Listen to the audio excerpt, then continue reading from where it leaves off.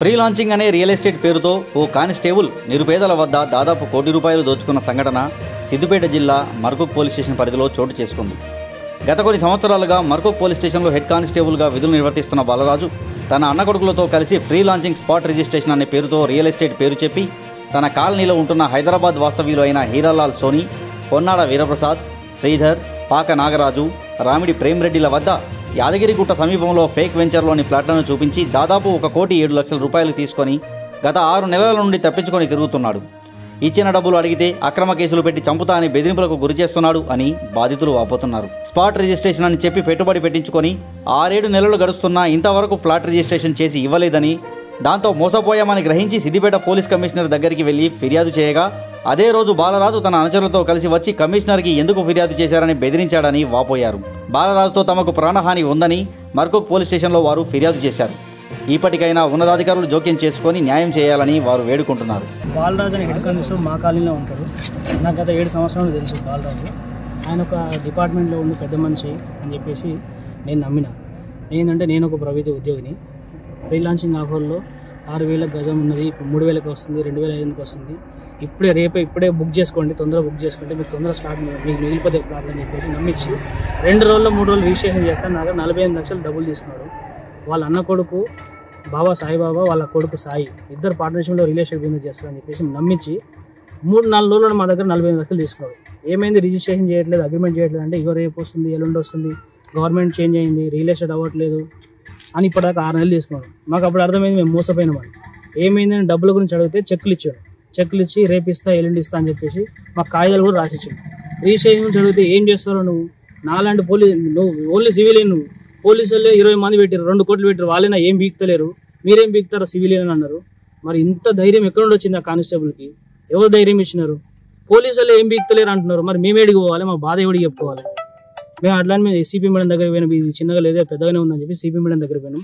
CP madam మా మీద దయ ఉంచి ఏసీపీ సార్కి అప్పచెప్పింది. ఏసీపీ సార్ సిఏ సార్ పంపించింది. సిఏ సార్ మంచిగా మాకు అన్ని బాబు ఏమైంది ఏంటని తెలుసుకొని మీకు న్యాయం చేస్తా అని చెప్పేసి మాకు మరొక కేసు పంపించాడు. మేము 3వ తారీఖు సిపి మేడం మేము కంప్లైంట్ ఇచ్చినాము.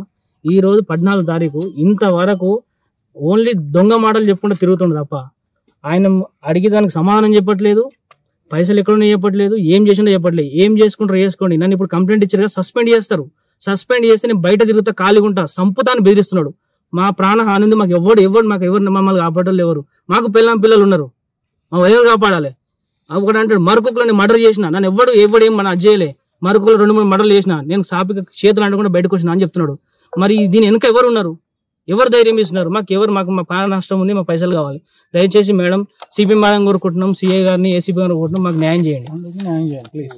బాలరాజ్ అనే హెడ్ కానిస్టేబుల్ మర్కూక్లో మోసపోయాను. ఏ విధంగా మోసపోయాను అంటే, బాలరాజ్ గత 7-8 సంవత్సరాల పరిచయం. నా చిన్న బంగారం షాప్ ఉంది, నా చిన్న పనుల కోసం వచ్చిండు. బాలరాజ్ అనే వ్యక్తి ఫ్రీ లాంచింగ్ అని చెప్పి రియల్ ఎస్టేట్ చేస్తున్నా, అంతా మా కొడుకు మా అన్న కొడుకు చూసుకుంటారు ఈ బిజినెస్ అంతా. నేను డిపార్ట్మెంట్ కాబట్టి నేను ఈ లైన్లో ఉన్నా, కానీ అంతా మా కొడుకు మా అన్న కొడుకు చూసుకుంటారని చెప్పి మమ్మల్ని మోసం చేయడం జరిగింది. ఏ విధంగా అంటే, ఫ్రీ లాంచింగ్ అని ప్లాట్లు అని చెప్పేసి తక్కువ ధరలో ప్లాట్లు వస్తున్నాయి. 3,000 గజం ఇప్పుడు ఒక 6 నెలల్లో 6,000 గజం అయితే స్పాట్ రిజిస్ట్రేషన్ చేస్తా అని చెప్పాడు. నేను 15 లక్షలు పెట్టాను బాలరాజుని నమ్మి. 3 రోజులు పోయింది, 3 నెలలు పోయింది, 6 నెలల దగ్గరకు వచ్చింది. అప్పుడు అర్థమైంది నాకు ఏందనేది, మోసపోయినాను. నేను ఇక్కడ కంప్లైంట్ చేశాను, మేడం దగ్గరికి వెళ్ళాను, సిపి మేడంకి వెళ్ళాను, సిపి మేడం నుంచి ఏసీపీ సార్ దగ్గరికి వెళ్ళాను. వాళ్ళు కూడా మంచిగా ప్రోత్సహించారు. సార్ దగ్గర నుంచి సిఐ దగ్గరికి వచ్చాను, సిఐ దగ్గర నుంచి మర్కూక్ పోలీస్ స్టేషన్కి వచ్చి కంప్లైంట్ చేశాను. ఈరోజు ఇదంతా 10 రోజుల ప్రాసెస్ జరిగింది. మోసపోయినా నా లక్కంగా ఇంకొకరు మోసపోవద్దని. నా డబ్బులు పోయాయి, నా డబ్బులు కాదు, నేను కష్టపడి సంపాదించి రూపాయి పోగొట్టుకునే పైసలు ఇవన్నీ. నేను పొన్నాడ వరప్రసాద్ అని నేను ఈ బాలరాజు హెడ్ కానిస్టేబుల్ మర్కూరు ఆయన ప్రోత్సహించి నా అన్న కొడుకు ఎర్రబోయిని సాయిప్రసాద్, బాబా సాయిప్రసాద్, వాడు వెంచర్లు చేస్తున్నాడు, మీరు ఇన్వెస్ట్మెంట్ చేయండి అని చెప్పి ప్రోత్సహించి మా చేత డబ్బు ఇన్వెస్ట్మెంట్ చేయించి ఈ రోజున మాకు ఏం తెలియదు, నాకు సంబంధం లేదని చెప్పి చేస్తున్నాడు. ఆయన ఒక న్యాయ వ్యవస్థలో పనిచేస్తూ మమ్మల్ని ఇట్లా ఇబ్బంది పెడుతున్నాడు. ఇదే విషయం మేడం గారు ఎవరు మన police commissioner, Siddipet police commissioner ఆఫీస్కి వెళ్ళి మేడం గారికి కంప్లైంట్ చేస్తే అదే రోజు సాయంత్రం 7:59 ఆ ప్రాంతంలో వాళ్ళ బామ్మరిది, వాళ్ళ కొడుకు, మళ్ళీ వాళ్ళ భార్య వచ్చి నువ్వు ఎట్లా కంప్లైంట్ ఇస్తావు, ఏ విధంగా ఇస్తావు అని చెప్పి మమ్మల్ని ఎట్లా అంటే బెదిరిస్తున్నారు. ఎట్లా బెదిరిస్తున్నారు అంటే ఏం చేసుకుంటా చేసుకోపో, మాకే 1,25,00,000 రూపాయలు ముంచిపోయిండు. 1,25,00,000 రూపాయలు ముంచిన వ్యక్తి, ఆయన ఒక న్యాయ వ్యవస్థలో పనిచేసిన వ్యక్తి ఆగుతాడా? 1,25,00,000 రూపాయలు ఈయన ఆస్తి ఎక్కడి నుంచి వచ్చింది?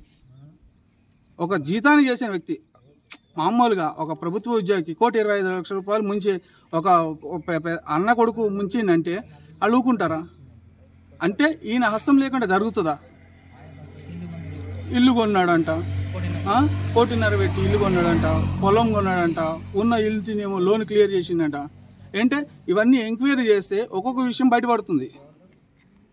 ఎందుకంటే మేము ఎంత తాపత్రపడుతుంది, ఎందుకంటే 10 రోజుల నుంచి మేము రోజు పని చేసుకుంటేనే బతుకుతాం.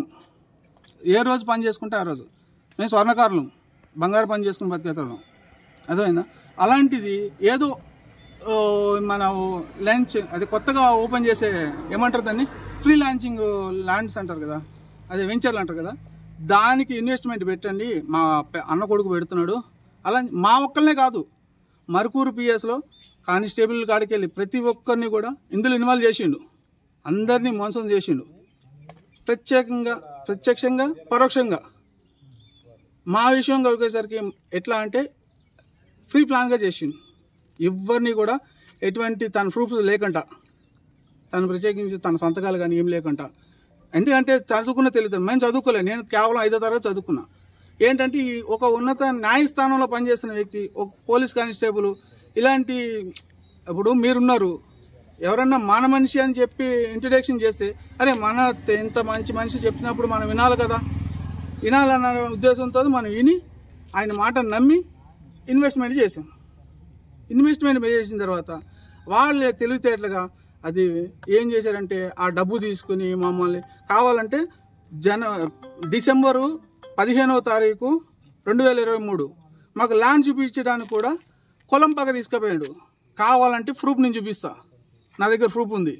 ఎందుకంటే ఆ రోజు నేను, నా ఫ్రెండు శ్రీధరాచారి, నా ఫ్రెండు, నేను, బెస్తపోయిన సాయి ప్రసాద్, వీడు కూడా కలిసి అందరూ మమ్మల్ని తీసుకెళ్ళి అక్కడ ల్యాండ్ ఉందన్న, అది ఉందన్న, ఇది ఉందని చెప్పి మా దగ్గర డబ్బులు అన్యాయంగా తీసుకుని తర్వాత ఫోన్ స్విచ్ ఆఫ్ చేసేసి మాకు హ్యాండ్ లోన్ కింద చెక్కులు రాసి ఇచ్చేసి ఒక బాండ్ పేపర్ మీద రాసి ఇచ్చేసి మమ్మల్ని మోసం చేశారు. దీనికి అంతగా పరోక్షంగా ప్రత్యేకంగా ఈయన ఎవరు బాలరాజు గారు, ఆయన్ని ఒక న్యాయ వ్యవస్థలో పనిచేసినప్పుడు ఆయన గౌరవం ఇవ్వాలి. బాలరాజు గారు అనే వర్ణిస్తారు, ఎందుకంటే న్యాయ వ్యవస్థలో ఉన్నది కాబట్టి. సామాన్యుడు అంటే నువ్వెంత నేనంత సమానం అనుకుంటారు. ఆ ఉద్దేశంతో నేను చెప్తున్నాను, మీరు న్యాయం చేయగలుగుతారని నమ్మకంతో మీ దాకా వచ్చాం. మేము 10 రోజుల నుంచి మీతో ఇక్కడే తిరుగుతున్నాం. మేము పని పాట కానీ మేము ఏ రోజు పని చేసుకుంటే ఆ రోజే మా పూట గడుస్తుంది. మాకు సొంత ఇల్లు లేవు, మాకు ఆస్తులు లేవు. విన్నారా? పని మానుకుని రూపాయి పోగు చేసుకుని, ఇంకొక విషయం చెప్తున్నా, నేను ఇల్లు కొనుక్కున్న ఆశతో నేను దాచుకున్నా, రూపాయి పోడగొట్టుకుని జమ చేసుకుని వాడి చేతిలో పెట్టి నేను నిండుకు మోసపోయినా. నేను న్యాయం కోసం తిరుగుతున్నా, నాకు ఇంకా ఇప్పుడు వచ్చి న్యాయం జరగలేదు. 10 రోజులు అయింది న్యాయం కోసం తిరుగుతున్నా. న్యాయం కోసం తిరిగి 10 రోజులు అవుతుంది, ఇప్పుడు వచ్చి నాకు ఇంకా న్యాయం జరగలేదు. ఇక్కడికి వెళ్తే అక్కడికి పెద్ద ఆఫీసర్లు అందరూ సహకరించారు, కాదంటలే నేను, వాళ్ళ స్థాయిలో వాళ్ళు సహకరించారు, వాళ్ళు ఎవరిని నేను ఏమనట్లా. కానీ ఈ బాలరాజు అనే వ్యక్తి ద్వారా ప్రత్యక్షంగా పరోక్షంగా మాకు అన్యాయం చేశాడు. అలాంటిది మీకు న్యాయం చేయమని అడుగుతున్నాం.